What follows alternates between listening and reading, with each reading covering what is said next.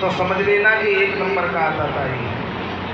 दूसरे नंबर का आताताई वो होता है कि जबरदस्ती से किसी की पत्नी को उठा करके ले जाए और उसके साथ में गलत काम करे, दूसरे नंबर का आताताई। और तीसरे नंबर का आताताई वो होता है किसी किसान ने अपनी फसल को खेत में से काट करके और इकट्ठा करके महाराज रख दिया हो और कोई दुष्ट जल करके आवे और माचिस की तिल्ली जला करके उस फसल जो इकट्ठी करके किसान ने रख दी है उसमें जा करके छोड़ दे और परिणाम ये हो कि सारी की सारी फसल जल करके राख हो जाए। महाराज ऐसा जो कुकृत्य करता है ये तीसरे नंबर का आताताई कहलाता है। भगवान कन्हैया ने कहा ब्रह्म बंधुर न हंतव्य आताताई पदार्हण। ब्राह्मण चाहे कितना भी बड़ा अपराध कर दे लेकिन उसे मारना नहीं चाहिए, और आताताई भले ही ब्राह्मण हो चाहे किसी जाति का हो लेकिन छोड़ना नहीं चाहिए। 3 व्यक्तियों को मारने के लिए शस्त्र उठाने की आवश्यकता नहीं।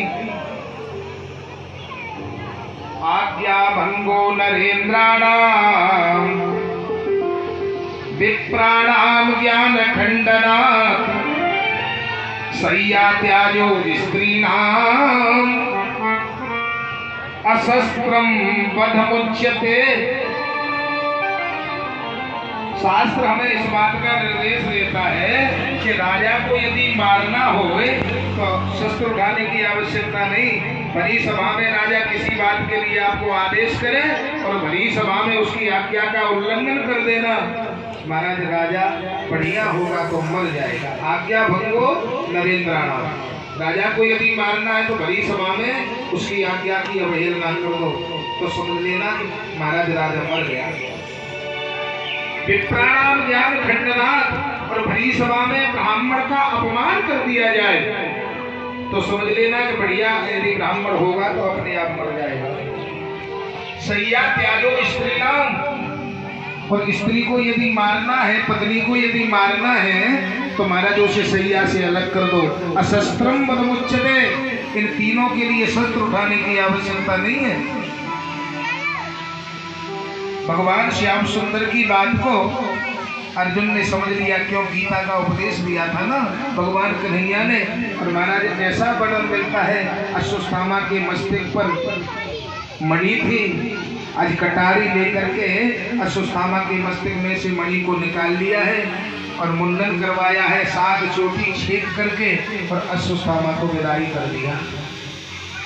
इतना बड़ा अपमान अश्वत्थामा का हुआ कि महाराज इस अपमान को सहन नहीं कर पाए। इस अश्वत्थामा ने विचार कर लिया है पांडवों ने मेरे साथ में इतना बड़ा अत्याचार किया है जिसका बदला इनको भुगतना पड़ेगा। भागवत जी में ऐसा वर्णन है द्रौपदी मैया के गर्भ से पहले एक पुत्र का जन्म हुआ जिनका नाम था महाराज अभिमन्यु।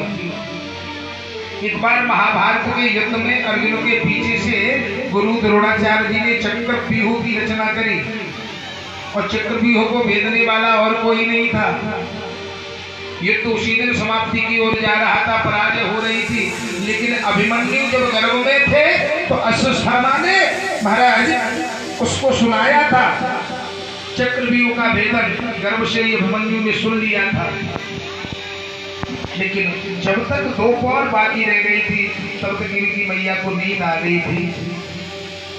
चक्रव्यूह की रचना जब गुरु द्रोणाचार्य जी महाराज ने करी, सभी पांडव निराश होकर के बैठे थे, लेकिन उसी समय पर अभिमन्यु चल करके आए और कहा अपने गुरुजनों से हाथ जोड़ करके परिवारी जनों से 19 पौर को तो मैं तोड़ने की सामर्थ्य रखता हूँ, लेकिन 1 पौर तोड़ने का महाराज जब तक मैं सुन नहीं पाया तब तक मेरी मैया सो गई थी। भीमसेन ने अपनी गदा लेकर के हाथ में संकल्प किया 19 पौर यदि आप तोड़ दोगे तो 1 मैं अपनी गदा से तोड़ दूंगा। और परिणाम ये हुआ महाराज चक्रव्यूह का वेदन करता हुआ ये अभिमन्यु आगे बढ़ता गया, लेकिन भीमसेन को आगे नहीं बढ़ने दिया। और जैसे ही 20वीं पौर आई, महाराज रास्ता जानते ही नहीं थे, सभी महारथियों ने मिलकर इनका प्राणांत कर दिया। इनकी पत्नी का नाम था उत्तरा। इनके गर्भ में पांडवों के वंश को आगे बढ़ाने वाला बालक था। अश्वत्थामा को ये बात मालूम पड़ गई है कि उत्तरा के गर्भ में जो बालक है वो ही केवल पांडवों के कुल को आगे बढ़ा सकता है। इस ब्राह्मण को इतना बड़ा क्रोध है कि इसने अपने मन में विचार कर लिया है उत्तरा के गर्भ में जो बालक है उसको ब्रह्मास्त्र के द्वारा मैं मार दूंगा, इसलिए इनका कुल यहीं पर नष्ट हो जाए। और बाहर निकल करके अश्वत्थामा ने ब्रह्मास्त्र का परित्याग कर दिया। भागवत जी में ऐसा वर्णन मिलता है कि ये अश्वत्थामा का छोड़ा हुआ जो ब्रह्मास्त्र था ना, ये उत्तरा मैया की तरफ दौड़ा हुआ चला आ रहा था।